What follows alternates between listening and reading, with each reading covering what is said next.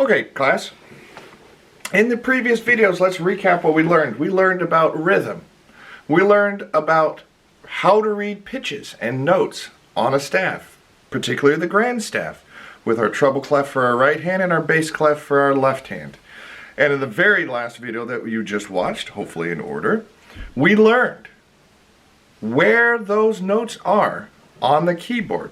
So now, with my handy dandy whiteboard here, let's combine all of these elements together and see if we can play music. I've written a rhythm on this whiteboard, and it's a rhythm to a very, very common song that you all know. Some of you might guess it, some of you might not. Here is the rhythm that I've written down. And real quick, before we write actual pitches to it, let's count it out. As we can see, it's comprised of quarter notes, the solid filled in notes, and half notes. We're in the time signature of 4/4, meaning that the top number tells us how many beats in a measure. 4 beats. And we know this. 1, 2, 3, 4. 1, 2, half note gets 2 beats, 3, 4. So if we were to count this out, we would go 1, 2, 3, 4. 1, 2, 3, 4. 1, 2, 3, 4. 1, 2, 3, 4. Now if I were to play this on just a single note so you can hear the rhythm, this is what it would sound like. 1, 2, 3, 4. 1, 2, 3, 4. 1, 2, 3, 4. 1, 2, 3, 4. Okay, so we've done that much. Like I said, that's just one element of music, rhythm.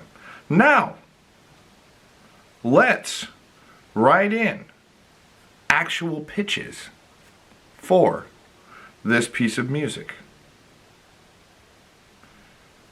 So what I'm going to do now is write in pitches for this piece of music.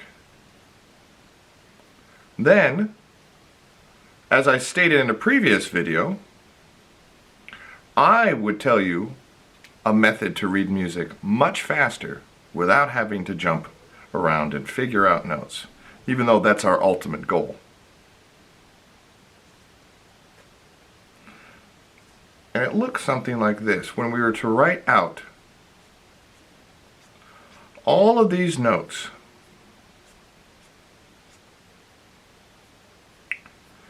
this is what, and here, let me erase this top rhythm so we don't get ourselves confused. Here's what that then looks like. There's a melody. We have rhythm and we have pitches, different pitches. But we might be asking ourselves, well, yeah, there it is. We need to know how our hands play it though. Well, in a previous video we discussed about how we number our fingers on our hands. And let's do a quick review. Thumbs are 1, index fingers are 2, middle fingers are 3, ring fingers are 4, pinkies are 5. And as we can see in this excerpt, it's in what clef? The treble clef. So, it's going to be played with our right hand. And I'm going to write the fingering in for us to play this.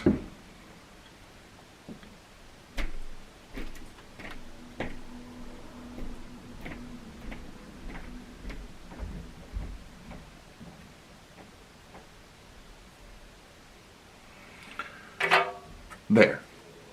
Now we can see the fingering. Feel free to pause this video. Maybe take a screen capture so that you can look at this and listen to the video at the same time. This is the piece of music that we're going to be playing. It has the fingerings, and it has the notes, and it has the rhythm. Every piece of information that we need to play this piece of music is written right here on this whiteboard. First, we have to ask ourselves, what finger do we play with? Well, the first note we play with is 3. So in our right hand, that would be our middle finger. Then we ask ourselves, okay, what note do we start on? Well, from previous lectures, we know that the bottom line on the staff is E. The space up is F. The line up from that is G. The space up from that is A. And the middle line on the staff is B.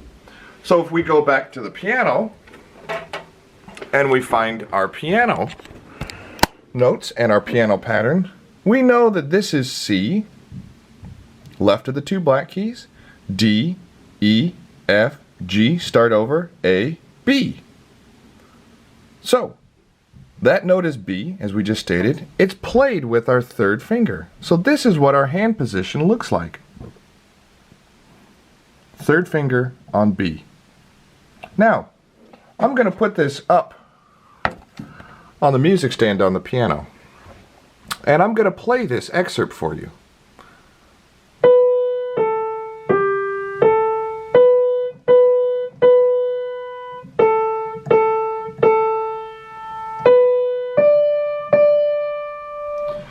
That should be a very familiar melody to all of us. Now I'm going to play it again with you watching my hands from a bird's eye view.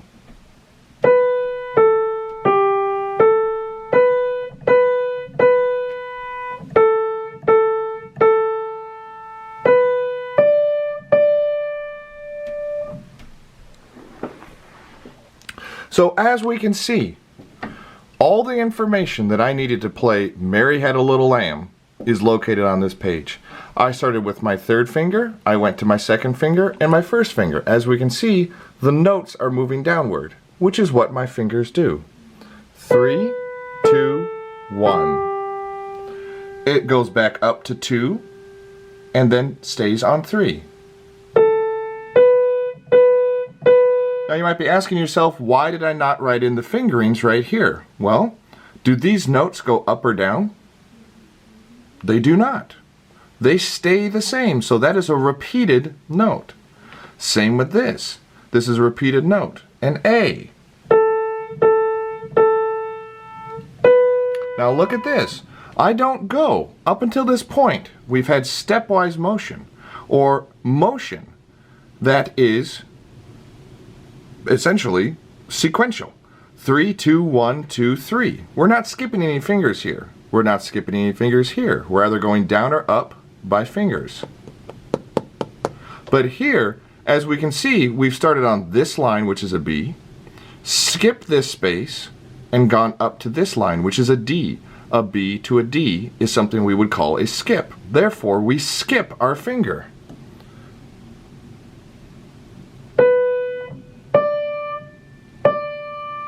I skipped my fourth finger here. So combining all this information that we've learned already, we can start to see how reading music, while